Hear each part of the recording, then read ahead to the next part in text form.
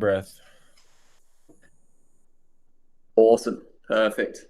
Okay, we should be live. I yeah, second webinar. Obviously spoke to most of the people that have signed up for this one. We're more so treating this one as a live recording. Obviously, if you've got time to jump in, feel free to kind of jump in and chime in at any point. But yeah, we just want to record some good content for you guys in terms of a real honest and kind of authentic recount of Division One soccer and what it looks like. So super pumped to have Dane joining us today. We got a legend in the chat today. Dane was at Seattle University with me.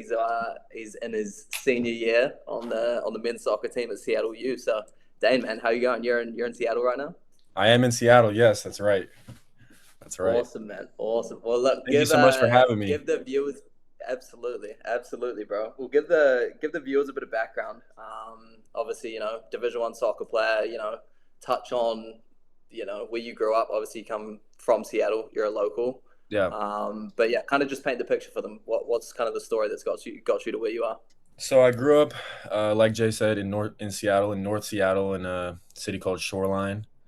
And during my childhood, I played for a club called Crossfire. I'm sure you guys have probably heard that club before. Actually, probably not. Maybe not. Big club in the U.S. We're a It's long a way big away. club. It's a big club in the U.S.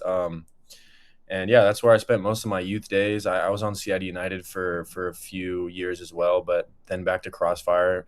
And when DA ended, we were just playing ECNL, which is essentially like it's the top division in the U.S. apart from MLS Next Pro, but you don't have MLS Next Pro from I think U16 and above. So yeah, I was at Crossfire, and then I actually concluded my career with Crossfire.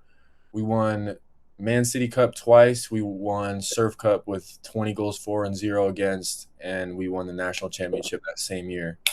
Um, yeah, and then that was when I got recruited by Seattle U. I actually got recruited by Seattle U at Surf Cup. Um, and then yeah, They I had some spent scouts 4 out there or years. something. Yeah. Surf Cup, the field will be lined with hmm scouts at Surf hmm Cup. And Okay. then yeah, I obviously Nice. spent 4 years at Seattle U. So Heck yeah, man. Absolutely. Well, look, obviously the we did one with Hiroki. I know Dane knows Hiroki as well from the Seattle U days, but yeah, um like I say, wanted this one to be a lot more raw and authentic, kind of more conversation style. Letting Dane kind of just give you guys a little, I guess, inside scoop into what the Division One soccer experience is like. I know for your context, Dane, a lot of the athletes that have signed up for this webinar are existing athletes with platform sports who are, anywhere from 13, 14 to kind of yeah. 17, 18 years old, and they're already committed to going over to the US, so they're signed up for it. And I'm sure they would kind of just love to know a little more behind the scenes of what to expect down the line for them. Um, I guess first and foremost, kind of delving straight into that, like, can you talk a little bit about? I know your upbringing was in the US, so it's a little bit different than for Yeah. these Aussies and Kiwis making a big life jump across to college. You probably went in with a bit more knowledge, but I know you and I have spoken. You didn't use a recruitment agency at any point, did you? I did not know. Okay. I did it myself, which was honestly a pretty big commitment, just like with recruitment and like Mm-hmm. I talked about a little bit about my club experience, and we had a very like triumphant ending, especially, and our team was really good, and we were number one in the country, and I was still having to be very proactive about sending emails and you know doing things like that. So it was definitely a hassle, but yeah, Your team was number one in the country.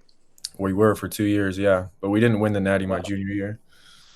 wow, that's Did you never insane. know And you that? were what, starting center back? I was starting center back. Yeah, That's huge. How do you end up at a school like Seattle U then? Why are you not going to? Oh, I say like Seattle well, U. Seattle U is a great program. Don't get me it wrong, is. but It is. when you're looking at kind of soccer powerhouse schools, right? Did you kind of get interest from a lot of big D ones? Dude, I mean, honestly, like I committed to Seattle University my junior year, I believe, like the summer before my senior year of high school. So Mm-hmm. that kind of helps with a timeline. And then honestly, like I don't regret my decision because Nate, the head coach of Seattle U, was also an assistant coach for Crossfire. So he'd been watching me since I was like 13 or something, which is Mm-hmm. honestly a big reason why I chose to go that route because it felt like, this person actually knows me. And um, so, yeah, I felt like there was a good relationship there. But Mm. what was your question? Sorry, I'm trying to circle back. No, no, that's okay. That's good. I think you touched on that perfectly. But I guess to give these kids the insight, like talk a little bit about. I know the day in the life of a college soccer athlete is taxing, right? It's For it's it's sure. it's, it's I've been lucky enough to be obviously friends with a bunch of guys on the team and watching them balance their academics as well as your guys' soccer workload is the same as tennis. It's huge. Yeah. I think just off the bat, it would be super helpful for these athletes kind of getting an idea of what that day to day looks like. Like if you could kind of outline maybe an in season versus off season, like what does a typical weekday or regular practice day look like for you at college? Yeah. So it definitely depends on the season. So when you Mm-hmm. come in, if you're coming in as a freshman for soccer with Seattle U, and I think this is typical for any school in NCAA, you start training and playing games. Like we're like over halfway through our season before school even starts, which is kind of Mm-hmm. annoying Mm-hmm. sometimes because we don't have as many home fans. But Yeah.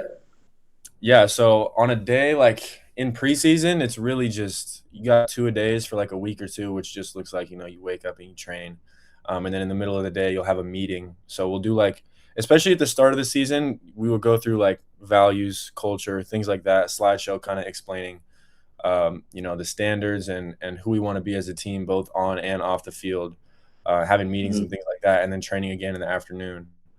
And that keeps going until obviously school starts, and it's not 2 days. It'll usually be a week or two, and that's when you'll do fitness testing and things as well. So my biggest piece of Yeah. advice, honestly, would be you need to come in fit, which is kind of a Mm-hmm. given, but they want to see who's sharp and ready to go right at the start. And once you fall behind, or if you get hurt, and coming from someone who's been hurt quite a bit, playing catch up is definitely tough, more difficult than being on top of it. But in That's terms of a huge. day to day during the season, we try to train late morning. It'll usually be like a 9 a.m. training, which or maybe 8:30, which means you're up at about 7:45, and then the coaches prioritize sleep amidst the season. So they'll typically say like, okay, you can't schedule any classes at this time in the Okay. morning, and that window is usually from like 8 to 11, and then no one schedules class during that time. And there's a fairly wide class selection, so that's not a huge issue. And then obviously you'll have class the rest of the day. And in comparison to high school, like now, or the classes I just signed up for next quarter, I have class Tuesday, Thursday, and that's it. And I Yeah. have I have Ridiculous. like probably 4 hours of class on those 2 days. So the class load is definitely um, you got some more freedom with that. But I will say, as a freshman, you're gonna have more time in class, and you're gonna have I was more gonna say classes. Like it freshman starts out a years, bit heavier, honestly, right? yeah, it's the freshman year. Honestly, is the most workload that you're gonna have, and Yeah. also it's an Yeah. adjustment period. So I would just say, just come in as prepared as you can.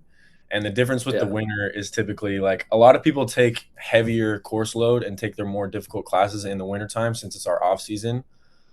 Since Yeah. spring is like the exhibition season, and then fall is full swing, and then obviously summer is summer. So winter is really the only quarter where you have less of an athletic commitment, but you're still waking up early and going to train, and you're doing weights, and it's a year round commitment for sure. The winter is like Absolutely. earlier mornings, but it's more of an academic focus, and I think that goes for everyone, like across all of athletics. No, absolutely. And for our Aussies and Kiwis audience out here, obviously, can you break it down basically? What is because I know all these terms for Aussies and Kiwis is kind of new. Fall quarter, winter quarter. Yeah. Also, our months a bit of a different schedule. What does it look like for you on a monthly basis? So, what months is the season, and then what months are considered off season? So you come in. We usually report at the start of August, so August Mm-hmm. 1st, Yeah. and then we train up until school will start about towards the end of September. I think last. I remember it being September 24th. Which is pretty late, right? Seattle always Yeah, starts which a is bit late. late because we're quarters, but we're actually switching to semesters, so I Complaining. honestly don't know what the structure would look like then. But yeah, so and then if you make it until you obviously go, and then the NCAA finals will be like in December. So you'll Mm-hmm. go typically to November or December if you have a really good season, and then you'll be off Mm-hmm. until the new year. And so Mm-hmm. that's fall quarter.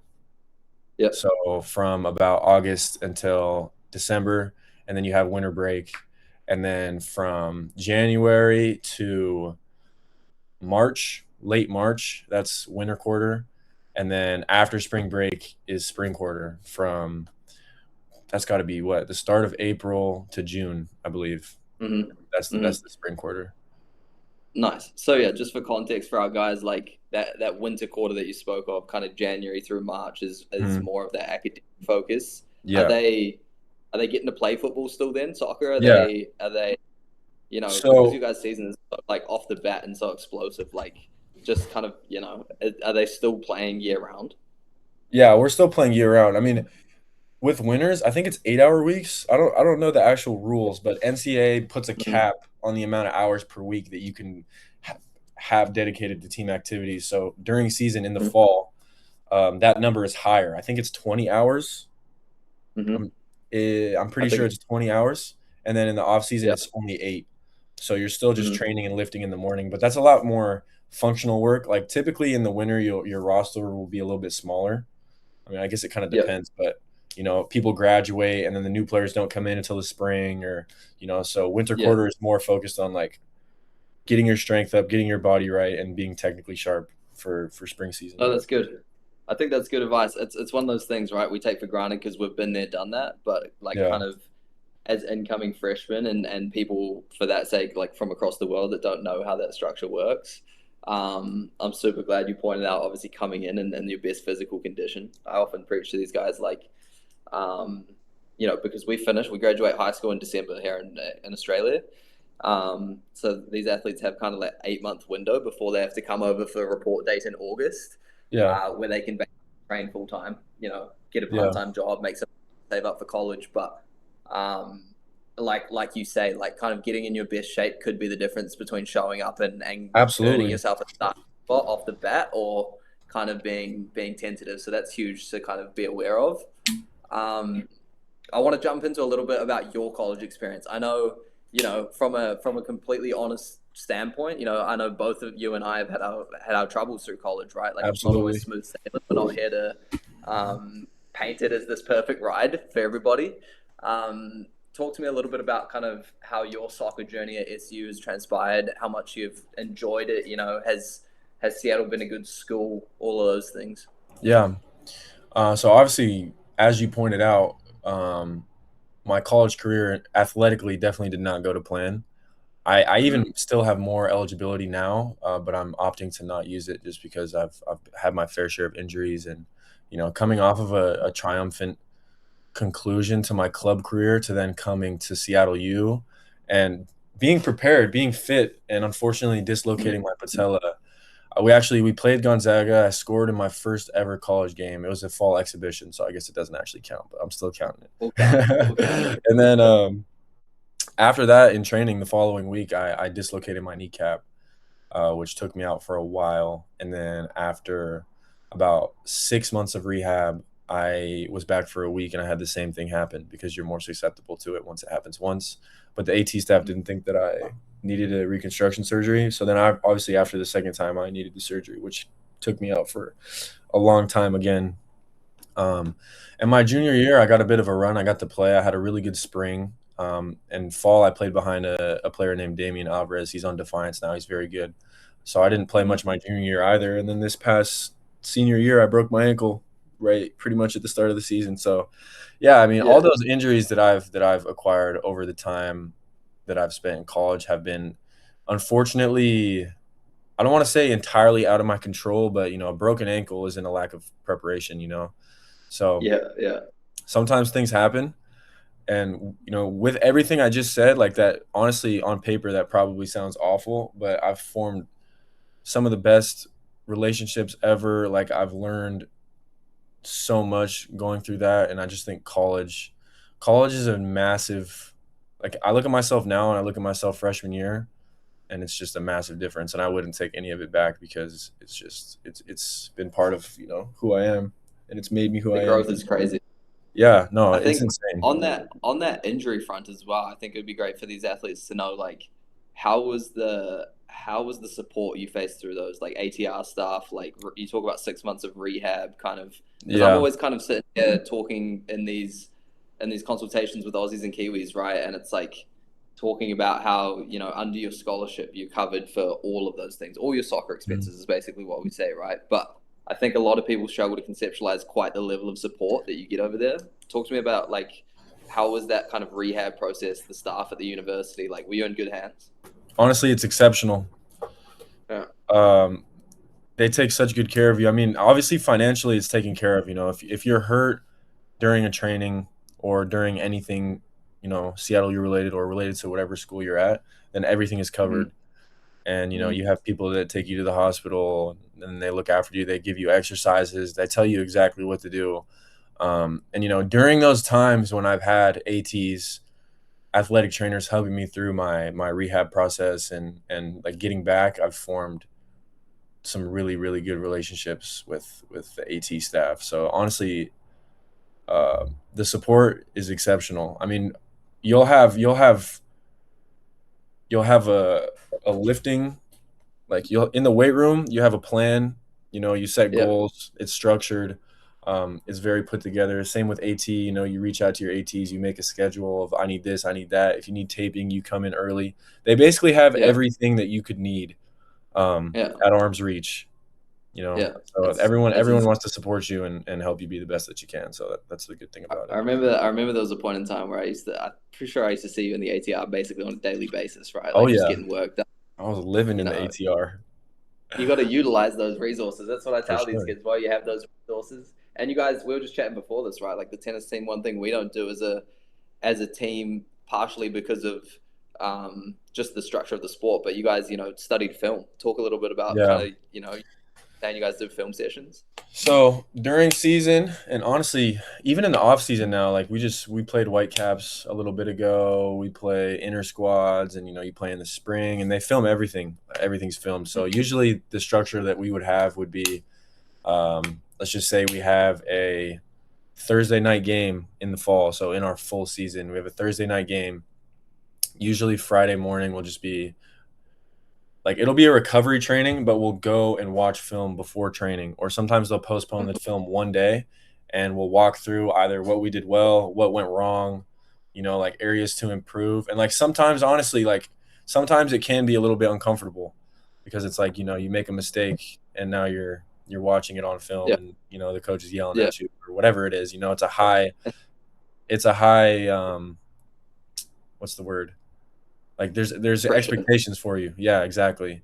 Yeah. So, Yeah. and then we would make a plan to like we're going to work on X, Y, and Z based off of what we learned from the film, so that we can improve on this or build on this or change this going forward.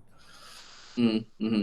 That's a really good segue, I think, into I wanted to know from your perspective, man, like obviously you've only had the Division 1 soccer experience, but I'm curious. I mean, we always tell our athletes, right? Like Division 1 is kind of the cream of the crop when you look at, you've got D2, you've got D3, you've got NAI, and you've got JUCO as well. All very Yeah. cool pathways, and I know you haven't personally experienced those pathways yourself, but talk a little bit about kind of how you felt was there a certain expectation, a certain level of pressure being in Division 1 program, and how you personally and you as a team dealt with that pressure, and if you have, I guess, leading on to that, like any mates or friends or experiences that you know of at different levels, like D2 or maybe JUCO, would you say those are slightly lower pressure environments? How would you kind of paint the picture of college pressure? Yeah, I mean, I would say, like you said, I haven't had any experience in a Division 2 program.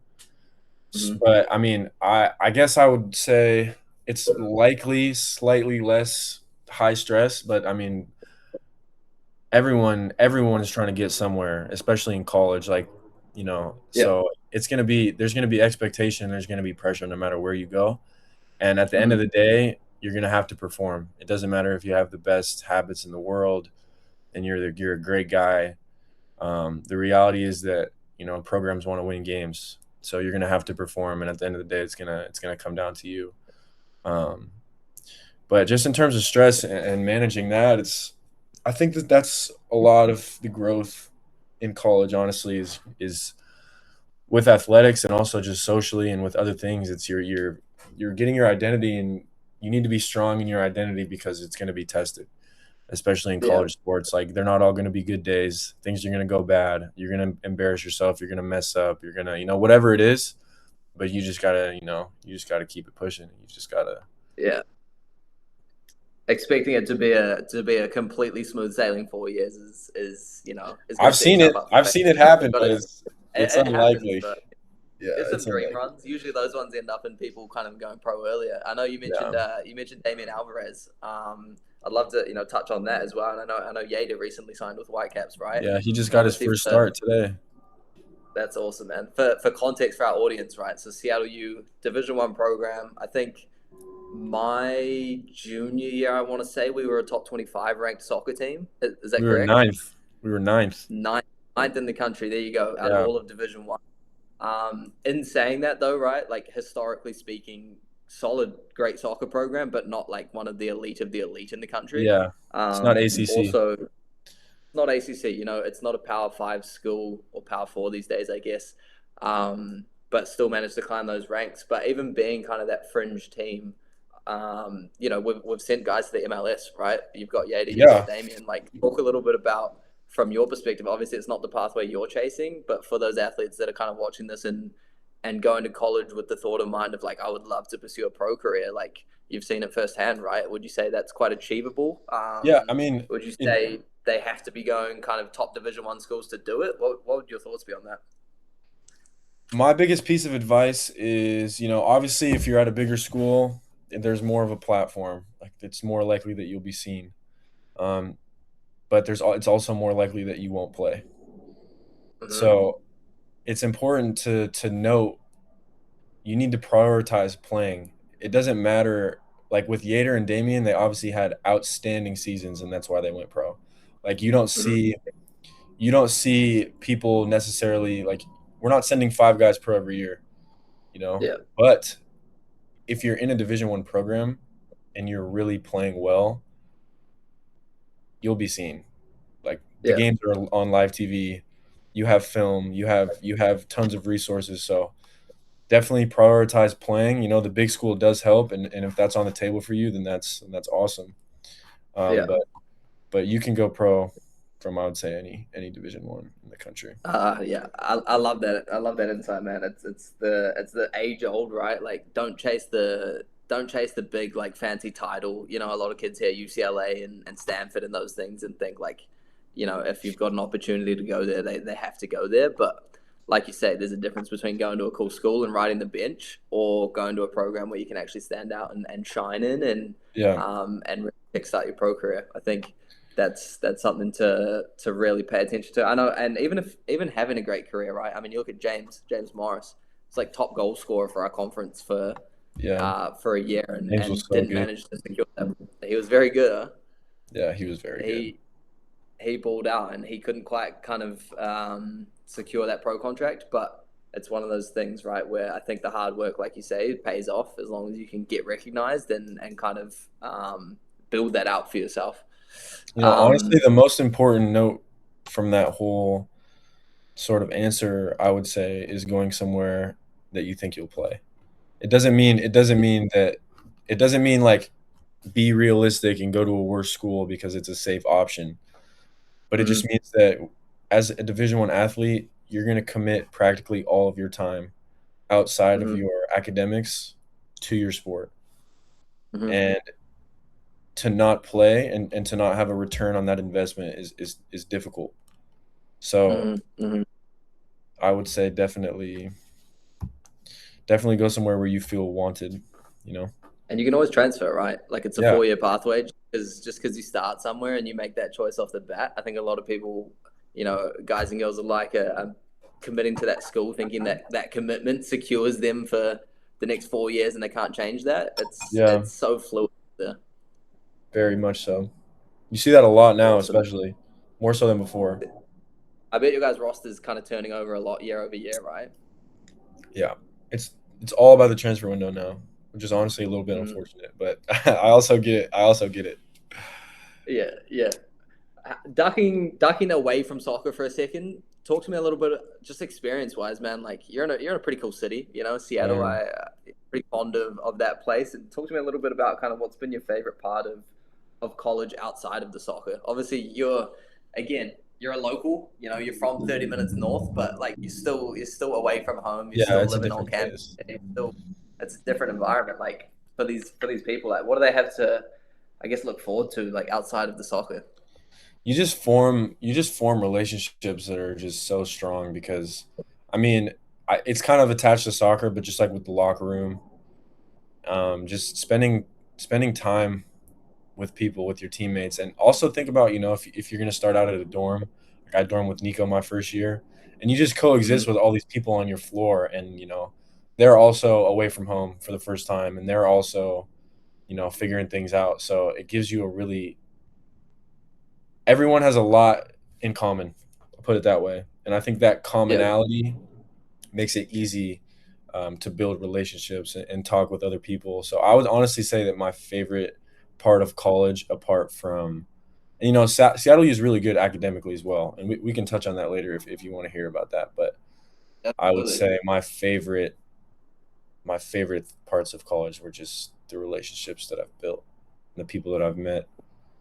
Insane who it'll connect you with, right? I mean, look at us sitting here having this conversation, It's right? crazy, bro. Uh, those bonds are going to be forever. I often tell prospective athletes like as much as when you show up and you see that dorm room. I know for you, I think it was Campion, like it was for me. Like it's a little intimidating when you first get over there, especially you think about us taking a 15 plus hour flight and kind of loading into that empty You get dorm all room. moved in, you're like, now what? Now what do I do? Yeah, you're a little kind of thrown for six, but I really encourage these athletes kind of give yourself a week, give yourself 2 weeks to really settle. And exactly like you said, like you're in an environment surrounded by people in the same position as you, whether they've come from 20 minutes up the road or 10 hours around the world.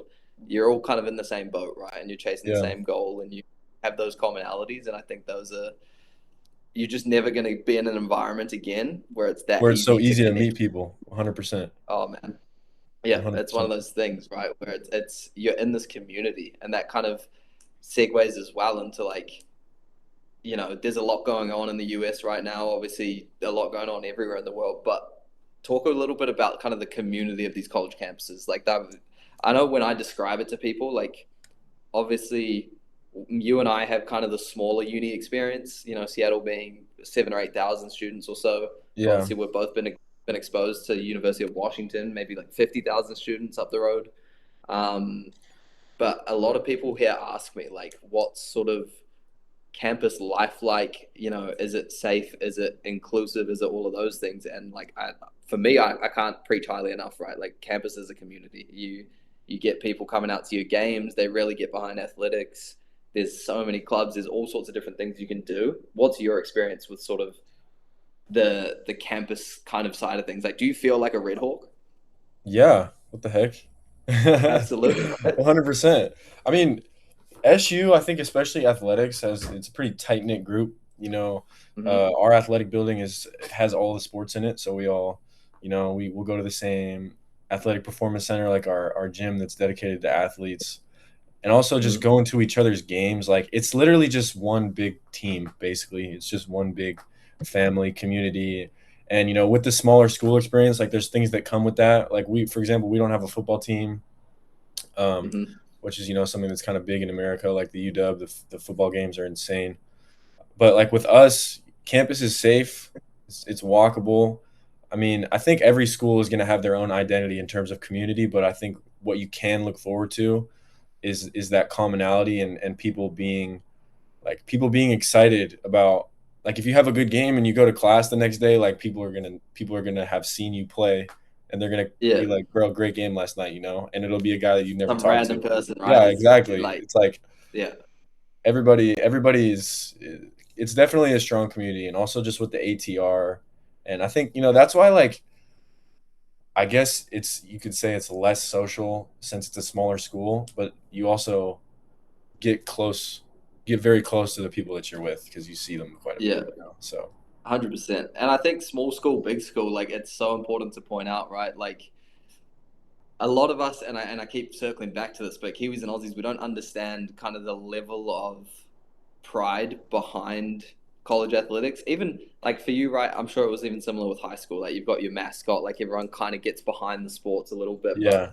what I would love for more of us on this side of the world to comprehend is how much like people are invested in every corner, every facet of the school in college athletics. You know, whether you're at a small 2,000 student school or whether you're at a 50,000 plus, like it's such a uniting thing. I think It everyone is. like lives and breathes kind of, even if you're not on the sports team, right? Like you're very much a Red Yeah. Hawk. You want You're in this community. exactly. I Exactly. think it's I think it's something, yeah, that a lot of people here struggle to fathom, right? Is just like you say, you to the point where you can represent your high school over here, you can represent like representative teams and stuff, and it's cool and it's there's a certain level of kind of backing for it, but the fact that you can be walking the university halls and get a random student patting you on the back and saying, "Man, you played a great game yesterday," like I think that's a testament to sort of the sports culture over there, right?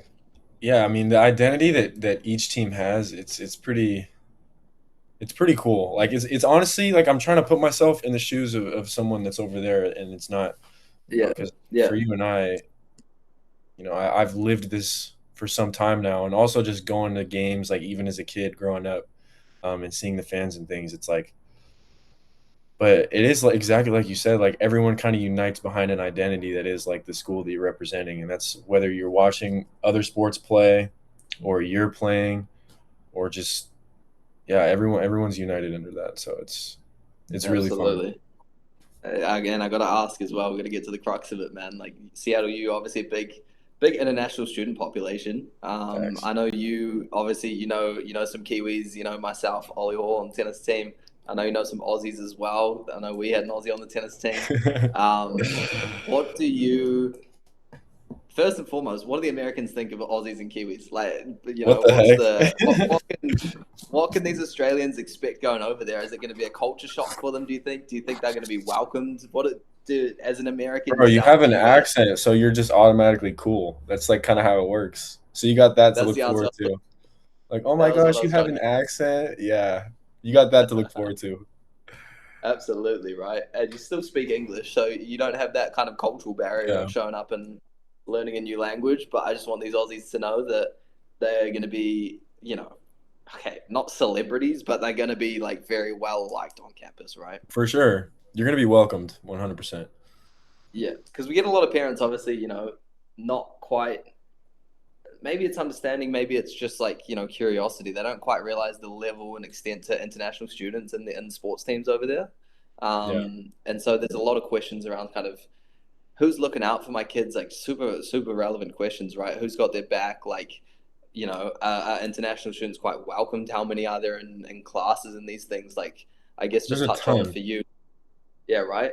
Yeah, there's a ton. I mean, outs like in athletics for sure. Outside of athletics, also still for sure. Like I think Seattle Mhm. U especially has a very strong international student presence and student body. Yeah, So I yeah, mean, you can honestly touch on like international student meetups that you guys would have. Like they would have events dedicated to international students getting to know each other and meeting, and you know yeah. The so there's athletic staff definitely would throw tools, on and there's that. definitely things that they will do, because they understand that you're making quite a leap and that you're a long ways from home. So they do try to accommodate for that. Shout out Bobby Matthews used to bring the Shout out pizza and the Bobby, ice cream. man. Red Hawk Man, experience. those were the What a days. guy. Yeah. Look. Oh, and like have I know tennis. I can always preach tennis is very much a very international sport over there. In your 4 years, like, would you say it's been pretty American heavy on the soccer team, or you've met a lot of No. internationals kind of as teammates too? I mean, there's definitely a good chunk of Americans, but we Mm-hmm. also get a lot of internet. Like last year we had Hungary, we had Netherlands, we had a lot of Canadians. We had Yaters, Colombia. We got Richie was Montreal, I think. Uh, Mm-hmm. James, Couple Kiwis from UK. the too. Campbell, yeah, Campbell and Yeah. Lobo as well. Two Mm-hmm. Kiwis. So I mean, Japan, lots of Japanese guys as well. There's people from Yeah. everywhere, which is part of the like, which honestly is part of what makes it like really cool, because you're gonna meet people from all over the Absolutely. world. No, that's good. I just wanted to, I wanted to touch on that. A lot of people it's daunting, obviously, right? Like if you don't know what you're going into, and you think potentially you could be kind of this bit of an outlier Outcast. going into a Yeah, system of America. But yeah, it's just important to know that that's not the case at all. I not at think all. talk to me a little bit about your academic journey. I know a lot of people are on here for the sport, but equally, my go-to line, right, is you're a student athlete. You're not an athlete For student. sure. That academic side is super important. I guess first and foremost, like, is there an expectation within your guys' team? Is there a certain benchmark of your academics have to be here, or otherwise you're not seeing the field, For sure. Well, you need to be eligible. So, right? I And know with other programs, that just means you're passing all your classes. So I think C and yeah, above in all your classes. mm-hmm. And I know, like maybe with other schools, it's more so like you got to be above whatever the GPA that they said is. But like I know with us, we try to have our cumulative GPA as a team as high as possible every quarter. Because you'll have a donations day, whatever school you end Mm-hmm. up at, where donors will fund your program, and it's a lot better if the cumulative GPA is higher, like asking for money from donors, which I don't know if that's important, but I'm just being honest. And Yeah, then yeah, yeah. in terms of academics, like you have resources. Like we have this guy named Michael Thomas, who's like athletic academic counselor. You have people that can help you. You have advisors. You have things like that. There's probably you'll have like study hall, which we would have study hall if you got below a certain GPA, and you also just had to do it. I think for 2 quarters, where you have to like clock in to study hall, which would be like in the library or something, and sit down and do work. Like But once monitored study, right? Yeah, exactly. But like once you prove yourself academically that you can be independent, then you won't have to do that anymore. Um, Mm-hmm. yeah, And then I'm what's your academic journey been like? yeah, I was about to say Classes, that. degree. So I'm a business management major. I'm an entrepreneurship minor. So in business management, you practically learn like basically every facet of business and how to manage all of them. And I was in analytics prior, but I'm a strong presenter and strong communicator, and I like working in teams. So I decided to switch. Which sometimes I reflect on that decision and wonder if it was the right one, but it'll all work out in the end. But yeah, I chose the Yeah, business route. Part of that's just because especially before in college, I wasn't exactly sure what I was going to do, so I didn't go into anything too technical or specified to keep my options open. But I know that Seattle U has a fantastic nursing program. They have good law, business. So I mean, I can't speak for other degrees, but with the smaller student body, the class sizes would be sometimes in my freshman year, I would have like at most it'd be like 50 or 60, but typical would be like 30, which mm-hmm. is nice because one, I mean, I like doing group work. Like I said, like this was honestly factored into my decision making process when it came to college. Like I knew if I was in a 700-person lecture, I would not listen. Like that's just the Yeah, reality of it for me. So mm-hmm. I preferred that sort of smaller class size and more personal relationship. Like you can easily talk to the professor, which is important if you're an athlete. They'll give you a travel letter, your coach will, that you'll give to your teacher saying, "Oh, I'm going to be absent this day, this day, this day because we travel to these schools." But also just having a good relationship with your professors and um, you know communicating with them clearly, letting them know your schedule is going to be very, very beneficial to you as a student athlete. Yeah, 100%, man. I don't think I could have said it better. I think you touched on all the points there. Travel letter. A lot of people get, I guess, confused by the expectation of kind of this full time workload of college soccer versus academics. But like you say, Doing right? homework on the road, bro. Yeah, You're yeah. doing You homework gotta on you the gotta road. learn to get that laptop out wherever you can, right? Facts. Yeah, Yeah. yeah. And then taking tests and stuff. You guys obviously have a bit of leeway with that in season, but I guess kind of how's your experience been with college exams and sort of the stakes of academics? Yeah, I mean, my more technical classes in business, like accounting, was my worst grade in college that I got, and it was a Yeah, C. no need to And share. yeah, I'm just being vulnerable. This is my only C that I've gotten in college. And accounting is that class was 80% assessments, and accounting is basically like whether or not it balances. So if you're on a test and you do a few hours of work and it doesn't balance your income statement, or I honestly forget, but yeah, so I got a C in that class because it was academics, like test taking heavy. You'll definitely Mm, have to like. it depends on your degree, but you'll have to be more intentional about studying. I know I was. Like I took elements of business calculus was a difficult one. That was calc 1, 2, and 4 all within like an 11-week period. So I was sitting at the front of the classroom in that one. I was raising my hand, which you will never catch me doing otherwise. I usually sit like mid back, something like that. But um, no, you academics is it's definitely manageable with Seattle U and private schools. You have quite a bit of freedom with the classes that you take. Like you can choose to take. I took an Yeah, acting class because I remember. I Yeah, just did. I just why not? So that's a try cool something thing about out, right? college because that acting class put me towards graduation, which is like who knows why, but you get to experience different things. You get to try out Yeah, you get to you get to try diversify, out right? things. Yeah, exactly, which is different from high school, I think. No, I can't speak highly enough. I think of the academic pathway at CLU. I think a part of it is for Aussies and Kiwis and is going in knowing what to expect, but at the same time, kind of just letting it happen. Like you're not going to fall behind as long as you stay dialed and you've got the support of your advisors and your coaches and all those things. Yeah, Um, and I love that you get those kind of general couple years at the beginning as well. It almost feels like high school all over again for us out here. And uni in New Zealand and Australia is you go in, you major right off the bat, and all your classes are strictly related to that. yeah, no, That's that's not not the how it case. is. You get Yeah, your so bit of it's called your AA, right? That's your first 2 years in what in the US or in college Australia? in the What is US. AA? I don't know, but it's just basically when you The before you best declare your course. major, like you got to take Yeah, the generalized classes, just math. I didn't. I think I Blah, blah, blah. declared my official major like about a year and a half in. I was just Yeah, taking like general business courses, which was pretty cool. It gave me time think to about it, bro. dissect and 'Cause how are you realize what I supposed to wanted to know? do. Yeah, Yeah, it's tough. It's tough coming out of high school knowing exactly what you want to do, especially if you're kind of pursuing your sport so heavily as well.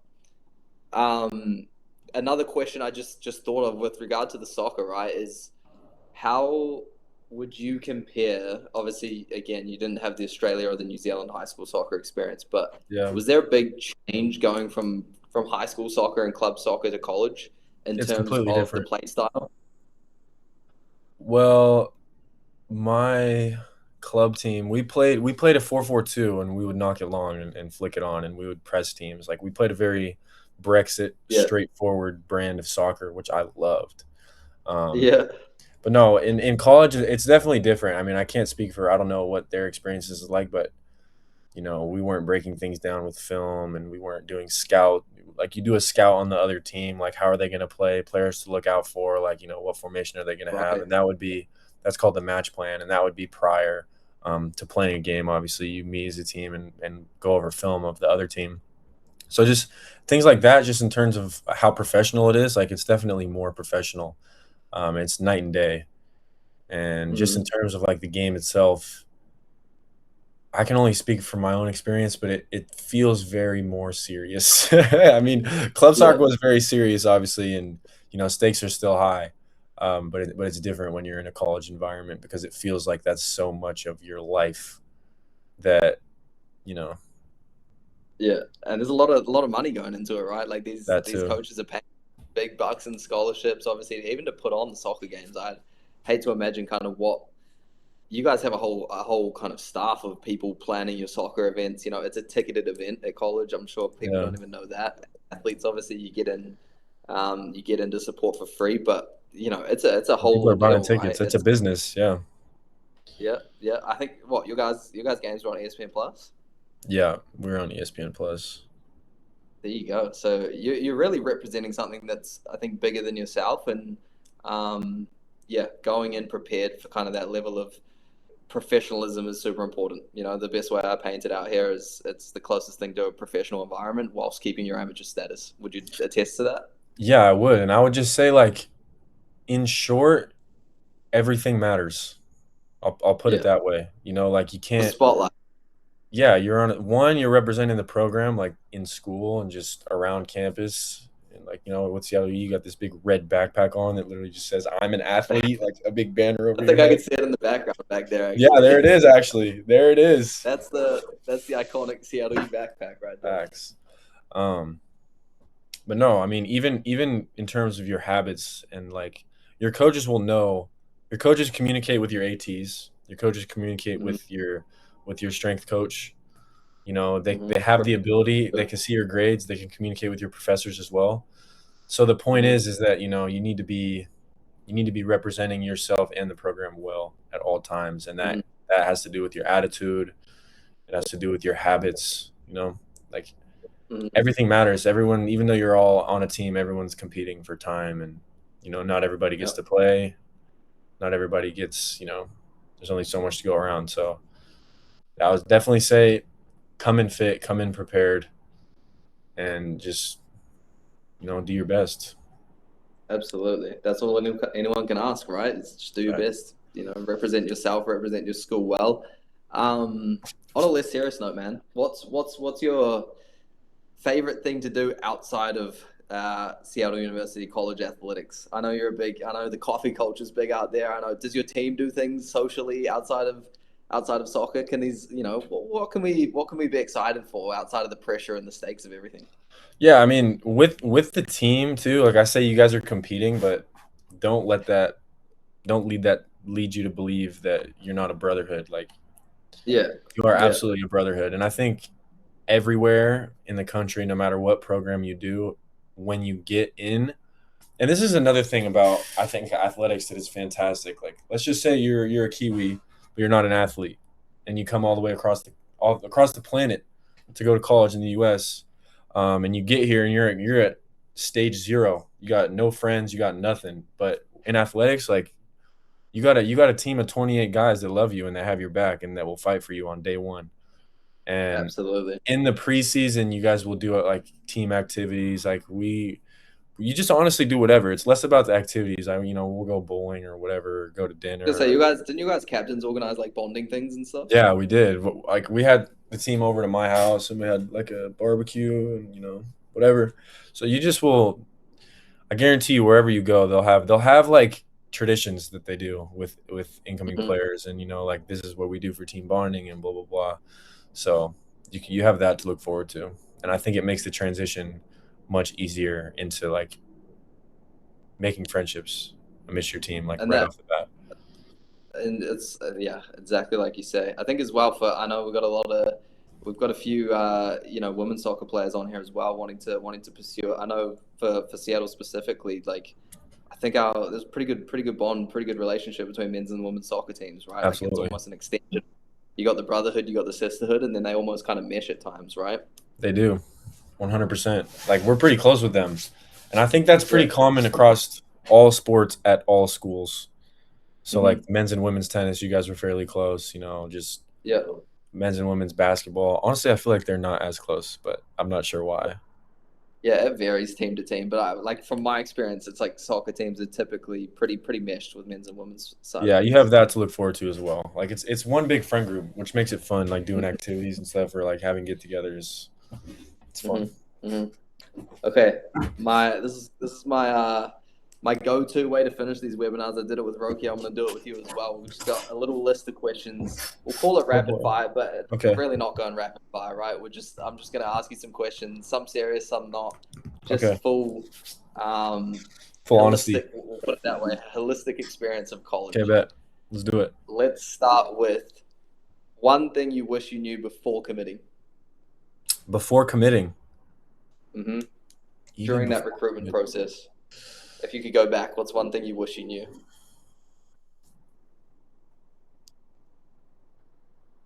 Hmm. That's an interesting question. That's honestly a tough one. I've stumped him on number one. That's a little ways behind me, obviously, but let Hmm. me think.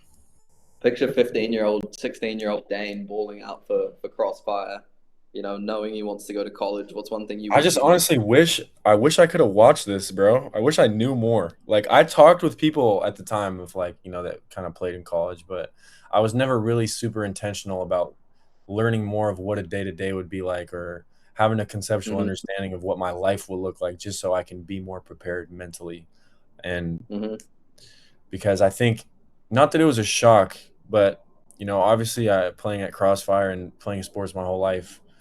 I'm used to running and getting up early and whatever, doing stuff that sometimes sucks, but it was pretty like you get straight to it. I kind of wish I knew Yeah, a little bit more about like there's no like you get a couple weeks to just kind of be okay and not try that hard, or like you're competing like the second you step foot yeah, on campus. yeah, So yeah. Talk to teammates before you get there. Get the best idea you can of what's going on. Right, would be yeah, my advice on that. yeah, Nice, for nice. sure. How about, did rankings matter to you? Did you look up the school's ranking in terms of soccer program in terms of schooling, or was that something that you didn't consider? I did consider it. I looked up the ranking, but honestly, like I said before, one, the rankings change a lot. Like my freshman year, we were not good. Like we Mm-hmm. went negative. It was not a good season. And then my junior Mm-hmm. year, we were ninth in the country.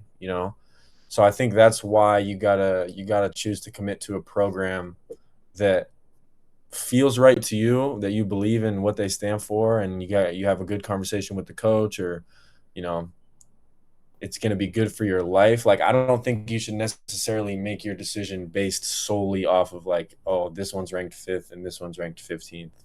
I'm definitely going to Yeah, choose the one that's fifth. I gonna think there's change. more to it than that, but it's definitely Mm-hmm. something to keep in mind just in terms of like status of the school, and also academically, like, um, what are you able to do with that degree and what kind of programs do they offer? So, Mm-hmm. Well said. Well said. What about, what's tougher, 6 a.m. lifts or late night studying? dude, I'm honestly gonna say 6 a.m. lifts. Yeah. But honestly, Okay. I'm gonna say 6 a.m. training, because Mm-hmm. lifting obviously is super hard, but training is another whole nother thing. Yep. So There you I go. also I don't How mind studying, and I also like the nighttime. So you just got to lock in, right? Kind of get your yeah, routine dialed down. Nice, exactly. nice. What about honest answer? How's cafeteria food? How's C Street? Dude, honestly, C Street's good. Like Yeah. any other cafeteria food, you're gonna probably get sick of it when you eat it every single day. But like Mm-hmm. I wasn't really sick of it, honestly. Like even now, whenever, because the freshmen have their cards, so sometimes they'll buy food because I don't have my meal plan Mm-hmm. anymore. But if they have Mm-hmm. extra money and it's towards the end of the quarter, then they'll get food for us sometimes, and I'm like, this is good. Like Mm-hmm.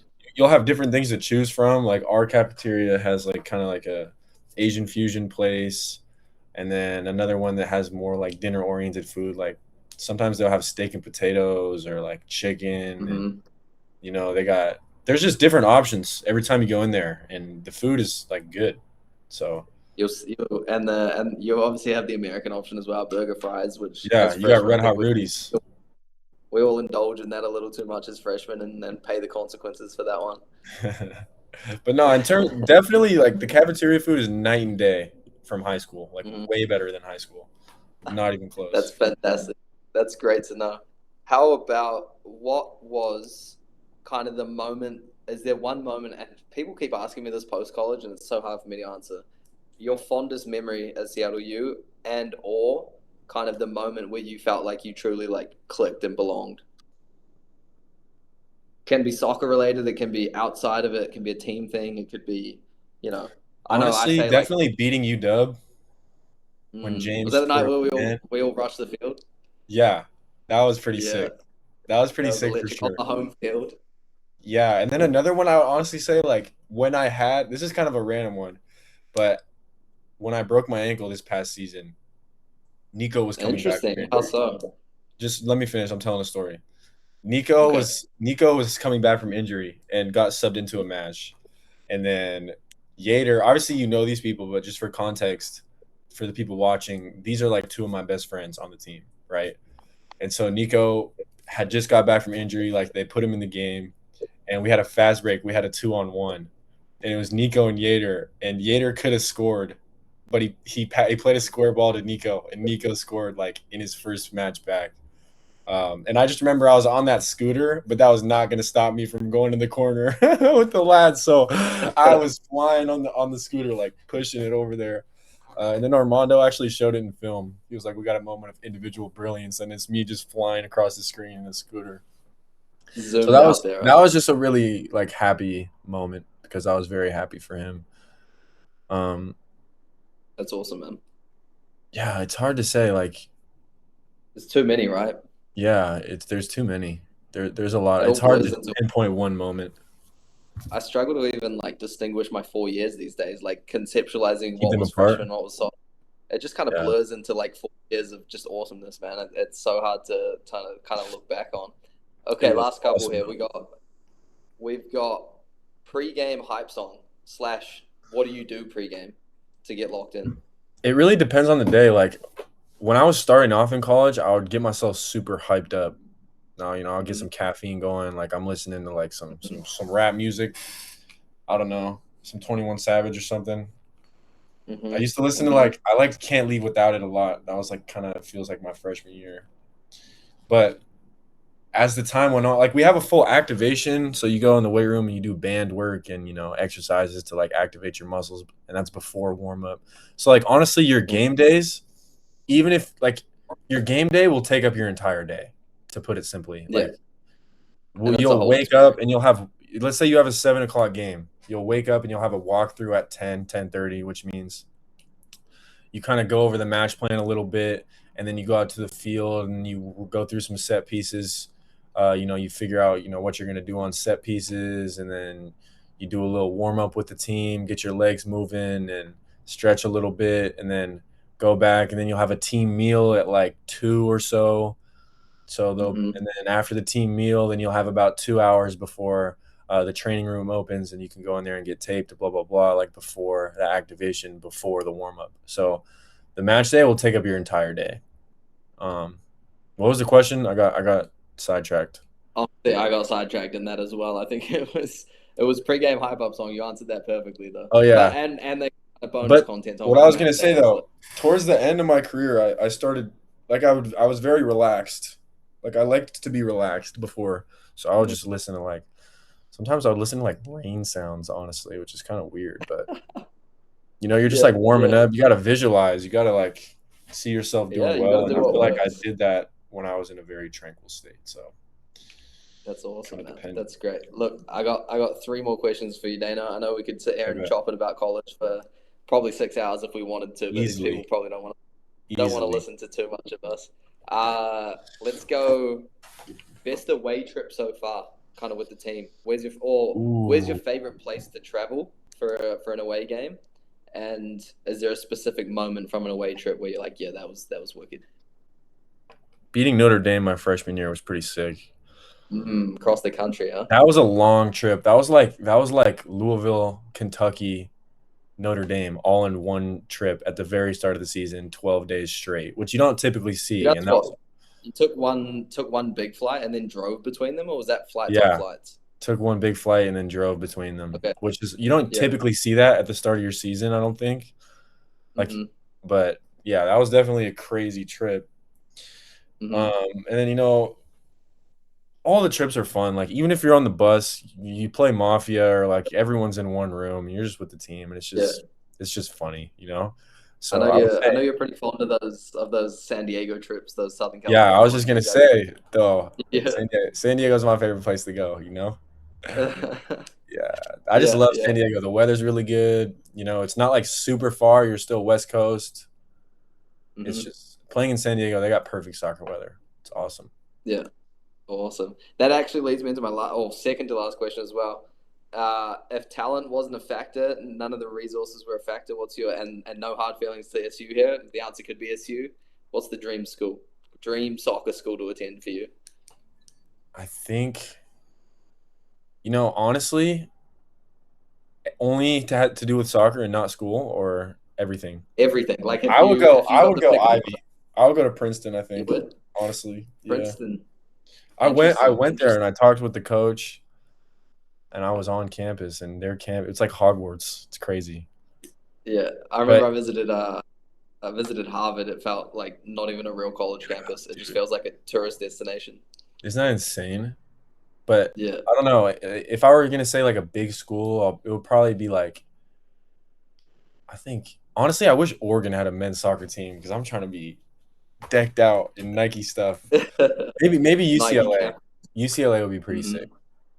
Mm-hmm. I think Oregon's a great shout if they have the program you're looking for. Right? Although Oh, Eugene, I mean, I often say Stanford when people ask me, oh tennis yeah. academics. I think Stanford would be a pretty cool That's spot to not go. ridiculous at all. Like that's just if you say you play sports at Stanford, like you're pretty filthy, you know. So, Yeah, yeah.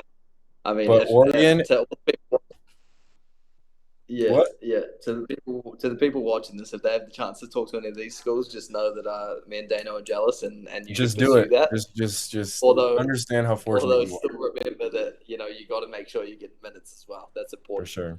For sure. Um, Look, last question, so we're not keeping everyone too long. If you and it's custom to kind of end on this on platform webinars.